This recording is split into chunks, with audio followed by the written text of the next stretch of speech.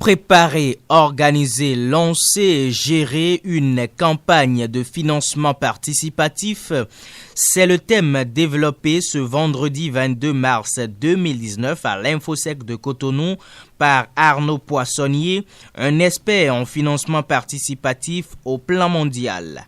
Crowdfunding, c'est tous les outils numériques qui permettent à la foule d'être mobilisée par un porteur de projet de manière à ce que ce porteur de projet puisse se financer auprès de cette foule. On parle souvent des outils de dons-récompenses où vous avez un porteur de projet qui a besoin de quelques centaines de milliers de francs CFA qui va créer sa campagne de collecte en ligne avec sa vidéo, l'explication de son petit projet, etc. Et qui, à partir de cette campagne, va diffuser autour de lui cette recherche de fonds et va lever les sommes avec des tout petits montants, des gens qui vont mettre 100, 200, 300, 400 francs CFA pour contribuer avec d'autres personnes, ce qu'on appelle la foule, le crowdfunding, le financement participatif, qui est quelque part un financement citoyen. Donc on va regrouper des gens qui vont financer un projet. La quintessence de la formation, d'abord c'est vrai qu'on a passé presque 3 heures ensemble à expliquer, à interagir ensemble sur ce très très joli sujet qui est l'utilisation du financement participatif pour le financement de toutes sortes de projets, des projets de start-up autant que des projets sociaux, des projets d'ONG, enfin, etc. On a essayé, en tout cas j'ai essayé d'expliquer un petit peu les subtilités de ces outils, notamment l'outil de dons-récompenses, toutes ces grandes plateformes Kickstarter, Ulule, KissKissBankBank, mais aussi des plateformes africaines qui se lancent sur ces métiers-là, avec toutes les subtilités, notamment dans le fait que ces plateformes ne servent pas que à lever des fonds, mais servent aussi à lancer des campagnes de marketing, des campagnes de communication, des études de marché. C'est un outil qui est extrêmement complet à ce titre-là. Et donc je pense que c'était vraiment très intéressant de pouvoir interagir. En plus, je pense qu'il y avait dans la centaine de personnes qui étaient parmi nous, il y avait quelques personnes qui avaient déjà expérimenté. Donc c'était chouette d'avoir leur témoignage et leur expérience pour alimenter mes propos. Cette initiative de l'Association béninoise pour la cybersécurité et la promotion du numérique, qui a rassemblé des centaines de jeunes béninois, a été rehaussée par l'Agence pour le développement du numérique et l'Organisation internationale de la francophonie. L'OIF soutient financièrement cette initiative de l'Association béninoise de promotion de la cybersécurité et du numérique, ABCPN. Donc nous sommes là pour témoigner de notre soutien à cette initiative. Nous sommes venus accompagner le formateur, Arnaud Poissonnier, avec qui nous travaillons depuis le siège à Paris, sur ce thème qui est très important pour les jeunes entrepreneurs. Comment mobiliser les financements grâce à Internet, à ce domaine qu'on appelle le crowdfunding, c'est-à-dire le financement participatif. Il y a quelques années, lorsque le Bénin voulait organiser une table ronde des bailleurs de fonds, il nous a été suggéré aussi d'inclure le financement participatif parmi les méthodes de levée de fonds. Et aujourd'hui, le financement participatif a fait ses preuves pour financer les projets des jeunes entrepreneurs de par le monde. Ce n'est pas de la magie, mais c'est une façon pour les jeunes entrepreneurs de convaincre les donateurs sur les méthodes de levée de fonds, les méthodes de mobilisation des financements de la part notamment de la diaspora et de différentes personnes qui croient en ce projet et qui peuvent y contribuer d'une façon ou d'une autre. Le communicateur principal venu de Paris renseigne sur quelques métiers du financement participatif, crowdfunding en anglais. Le métier du crowdfunding, ce n'est pas un seul métier, c'est plein de métiers différents. Donc c'est tout un tas de plateformes qui vont répondre aux différentes problématiques d'un porteur de projet et d'un entrepreneur. Et donc dans le crowdfunding, vous avez 3 grands métiers. Vous avez les plateformes de dons, qui sont utilisées soit par des ONG qui cherchent du don auprès du grand public, soit des porteurs de projets qui veulent utiliser ces nouvelles façons de financer un projet qu'on appelle le don-récompense. Donc je collecte autour de moi des dons et en échange, en remerciement de ces dons, je vais offrir une récompense pour remercier les gens qui ont contribué. Donc ça, c'est le monde du don.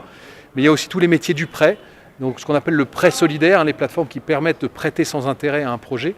Il faudra évidemment le rembourser, ou les plateformes de prêt commercial qui un peu quelque part complètent ou viennent à la place des banques, c'est-à-dire un porteur de projet, une entreprise qui va emprunter de l'argent auprès d'une plateforme de prêt, il faudra rembourser ce prêt avec des intérêts aux personnes qui ont accepté de mettre leur épargne dans ce système de prêter. Ça, c'est la deuxième grande famille. Et la troisième grande famille, qui est plus récente et qui est un peu plus compliquée à se développer, mais qui est très intéressante, c'est les plateformes de financement participatif, d'investissement, où on va permettre en quelques clics aux investisseurs de devenir actionnaires d'une start-up, donc de mettre quelques milliers de francs CFA par exemple, même si l'outil n'est pas disponible aujourd'hui au Bénin et dans plein de pays d'Afrique, mais j'espère que ça le sera dans les années qui viennent, de devenir petit business angel, c'est un petit investisseur au capital de start-up, de PME africaines, alors qu'aujourd'hui c'est tout simplement pas possible. Alors aujourd'hui, il ne s'adapte pas à tout le système économique béninois. On le voit, il arrive au Bénin. Hein. Moi, je suis le fondateur de Babylone, qui est le numéro 2 mondial du financement participatif de microcrédit. Donc nous, ça fait 12 ans ou près de 12 ans qu'on est au Bénin, hein, qu'on permet à nos Babyloniens, donc la communauté des prêteurs solidaires sur Babylone, de prêter de l'argent à des micro-entrepreneurs au Bénin. Moi, c'est les 2 premiers pays qu'on a lancés. On est dans 27 pays aujourd'hui. Les 2 premiers pays qu'on a lancés chez Babylone, c'était le Bénin et c'était le Cambodge. Donc on sait que par des outils comme le nôtre, on peut contribuer au financement du microcrédit, mais ça ne suffit pas. On voit apparaître, je vous parlais du don récompense, donc ces nouvelles techniques de financement de projets pour des ONG, des startups, etc. On voit de plus en plus de plateformes de financement participatif de dons récompenses qui financent tout simplement des projets au Bénin. Hein. On a lancé avec la francophonie a lancé une très jolie plateforme, même s'il est encore un petit peu en sommeil en ce moment, mais qui est un outil très intéressant de dons récompenses pour des porteurs de projets jeunes francophones. Et sur la plateforme, il y a un certain nombre de projets béninois qui se sont financés, comme sur d'autres plateformes françaises, africaines, etc. Donc progressivement, ça prend du temps, mais progressivement, ces outils, pas tous, mais ces outils commencent à financer des start-up, des petits projets, des projets sociaux, du microcrédit. Donc oui, de plus en plus. Visiblement, l'objectif de départ qu'est d'améliorer le secteur du crowdfunding au Bénin semble être atteint, en témoignent ces propos rassurants de quelques participants. C'était une communication très enrichissante. Pourquoi? Parce que c'est un sujet que nous vivons chaque jour, nous ONG, parce que nous sommes dans un domaine où nous avons des projets qui touchent à la jeunesse, à la population, mais le financement fait défaut. Il faut dire que ça nous ouvre l'esprit de savoir qu'il y a des modes de financement de ces idées, de ces projets et de ces initiatives, de ces entreprises qui nous sont encore inconnus.